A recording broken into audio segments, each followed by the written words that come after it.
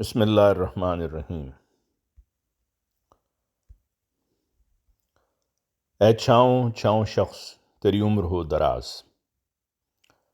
Diary مکرم عابد خان صاحب سے ایک انتخاب۔ جلسہ سالانہ UK سن 2016 کے ایام کے چند واقعات، حصہ سیز اس دہم۔ جیل میں 11 دن۔ گزشتہ سے پیوستہ مزید مضمون جاری ہے۔ مکرم عابد خان صاحب لکھتے ہیں کہ صحافی نے حضور انور ایدہ اللہ تعالیٰ سے 1999 میں جیل میں گزرے ہوئے وقت کے بارے میں بھی پوچھا، جب حضور انور ایدہ اللہ تعالیٰ بن نصر العزیز کو ایک جھوٹے مقدمہ میں گرفتار کیا گیا تھا۔ اس وقت آپ کے ہمراہ ربوہ کے 3 اور لوگ بھی تھے۔ حضور انور نے احمدیت کی وجہ سے جیل میں 11 دن گزارے۔ اس وقت کا ذکر کرتے ہوئے حضور انور نے فرمایا کہ گرفتاری کے وقت میں پاکستان میں جماعت کا انتظامی سربراہ تھا۔ ہوا کچھ یوں تھا کہ ایک قریبی بس سٹاپ پر کسی نے قرآن کریم کی ایک آیت میں رد و بدل کی کوشش کی تھی۔ میں نہیں جانتا کہ یہ کس نے کیا، لیکن قرین قیاس ہے کہ یہ کام ملاؤں، ان کے حامیوں یا مخالفین احمدیت نے کیا تھا تاکہ وہ مجھے اور چند دیگر احمدی احباب کو پھنسا سکیں۔ ایک سوچی سمجھی اسکیم تھی اور اس کی وجہ سے ہمیں گرفتار کیا گیا۔ مزید تفصیلات بیان کرتے ہوئے حضور انور ایدہ اللہ نے فرمایا کہ اس وقت میں نے اپنے سے پہلے خلیفہ حضرت خلیفۃ المسیح اور رابع رحمہ اللہ تعالیٰ کو خط لکھا اور دعا کی درخواست کرتے ہوئے لکھا کہ مجھے نہیں لگتا کہ رہائی ملے گی، اور یہی بہتر لگتا ہے کہ پاکستان میں جماعت کا انتظامی سربراہ کسی اور کو مقرر کر دیا جائے۔ تاہم جواب میں آپ رحمہ اللہ نے فرمایا کہ میں اس عہدے پر فائز رہوں گا، اور یہ بھی کہ مجھے رہائی بھی ملے گی۔ اللہ تعالیٰ کے فضل سے 11 دن کے بعد مجھے اور جن کو میرے ساتھ گرفتار کیا گیا تھا رہا کر دیا گیا، اور یہ واقعی ایک معجزہ تھا۔ اللہ تعالیٰ نے خود ہمارے حق میں حالات پیدا فرمائے۔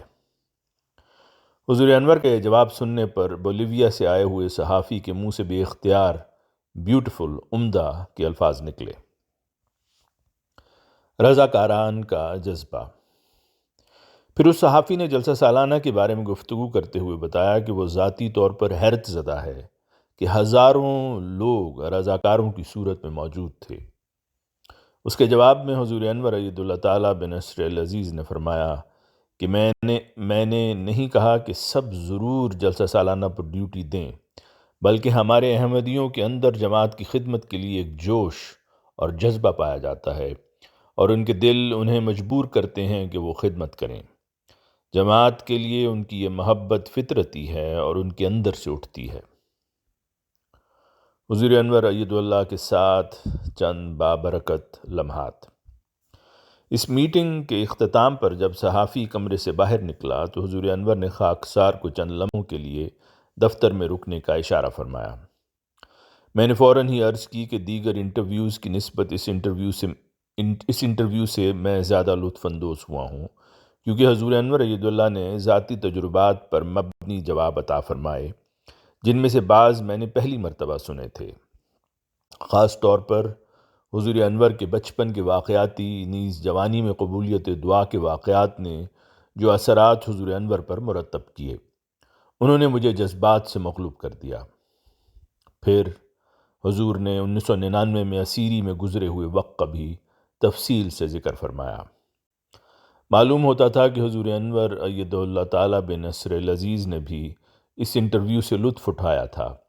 چنانچہ آپ نے فرمایا کہ میرا خیال ہے کہ یہ صحافی اب ایک اچھا اور دلچسپ مضمون لکھے گا۔ حضور انور کا تبصرہ سچ ثابت ہوا، اور اس صحافی نے ایک دلچسپ مضمون لکھا جو نہ صرف بولیویا بلکہ دیگر لیٹن امریکن ممالک میں بھی شائع ہوا۔ الحمدللہ۔ ایک بزرگ کے ساتھ پرشفقت لمحہ۔ ایک میٹنگ کے اختتام پر جب حضور انور اپنی رہائش گاہ پر تشریف لے جانے لگے تو سابق پرنسپل جامعہ احمدیہ ربوہ اور حضور انور کے ایک بزرگ رشتہ دار محترم میر صاحب نے درخواست کی کہ حضور انور ازراہ شفقت اس کمرے کو جس میں وہ ٹھہرے ہوئے ہیں اپنی تشریف آوری سے برکت بخشیں۔ نہایت شفقت سے حضور انور ایدہ اللہ تعالیٰ بن نصر العزیز ان کی درخواست منظور فرماتے ہوئے ان کے ساتھ تشریف لے گئے اور جس جگہ گیسٹ ہاؤس میں محترم میر صاحب رہائش پذیر تھے وہاں ان کے ساتھ چند لمحات کے لیے موجود رہے۔ آشانٹی بادشاہ کے ساتھ ملاقات۔ نماز ظہر اور عصر کی ادائیگی کے بعد حضور انور سے گھانا سے تشریف لائے ہوئے آشانتی بادشاہ اوزے ٹوٹو دا سیکنڈ نے ملاقات کی، جن کی وہاں کے لوگ بہت تعظیم کرتے ہیں۔ بادشاہ کو UK جماعت کی میزبانی میں کھانے کی دعوت دی گئی تھی اور حضور انور اید اللہ تعالیٰ بنصر العزیز نے بنفس نفیس اس دعوت کو رونق بخشی۔ دعوت سے قبل حضور انور نے ازراہ شفقت بادشاہ کو کچھ لمحات کے لیے صدر مجلس خدام الحمدیہ UK کے دفتر میں ملاقات کا شرف بخشا۔ اس موقع پر امیر صاحب غانا، امیر صاحب UK اور طارق BT صاحب بھی موجود تھے۔ بادشاہ کے پروٹوکول سٹاف اور سیکیورٹی سٹاف بہت محتاط تھے اور ان کے بعض مخصوص تقاضے تھے۔ مثال کے طور پر میٹنگ سے قبل وہ بہت محتاط تھے کہ بادشاہ کو کس قسم کی کرسی پر بٹھایا جائے گا۔ میرا ذاتی خیال ہے کہ ان کے مطالبے کچھ زیادہ اور غیر ضروری تھے، تاہم چونکہ وہ ہمارے مہمان تھے اس ناطے جماعت اپنی استطاعت کے مطابق ان کے لیے ہر سہولت فراہم کرنے کی کوشش کر رہی تھی۔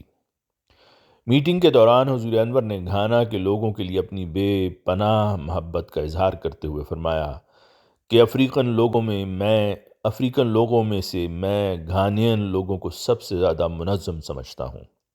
مذہبی رواداری کے حوالے سے بھی اور پرامن ہونے کے حوالے سے بھی گھانا ایک اعلیٰ مثال ہے اور دیگر ممالک کو آپ سے سیکھنا چاہیے۔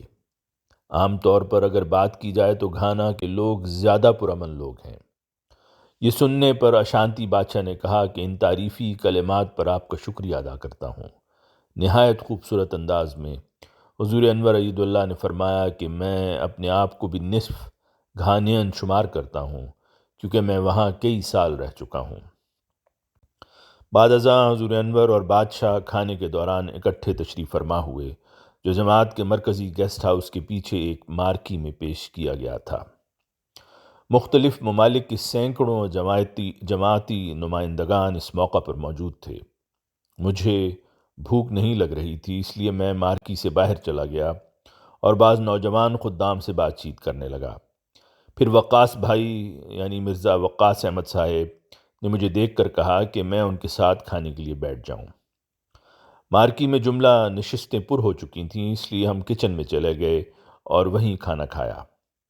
اگرچہ مجھے بھوک نہیں تھی پھر بھی میں نے اچھی مقدار میں کڑاہی گوشت کھا لیا۔ چند منٹ کے بعد ہم مارکی میں واپس چلے گئے جہاں کھانے کے اختتام پر حضور انور اید اللہ تعالیٰ بنصر العزیز نے آشانتی بادشاہ کو ایک انگوٹھی تحفۃً عطا فرمائی۔ کھانے کے اختتام پر امیر صاحب UK نے بادشاہ سے پوچھا کہ کیا وہ رخصت ہونے سے قبل چائے پینا پسند کریں گے۔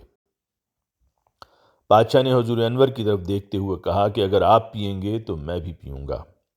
اگرچہ مجھے لگتا ہے کہ یہ پروگرام کا حصہ نہ تھا تاہم مصروفیت کے باوجود حضور انور نے فرمایا کہ آپ چائے نوش فرمائیں گے۔ بعد ازاں حضور انور اور بادشاہ صدر صاحب مجلس خدام الحمدیہ UK کے دفتر میں تشریف لے گئے۔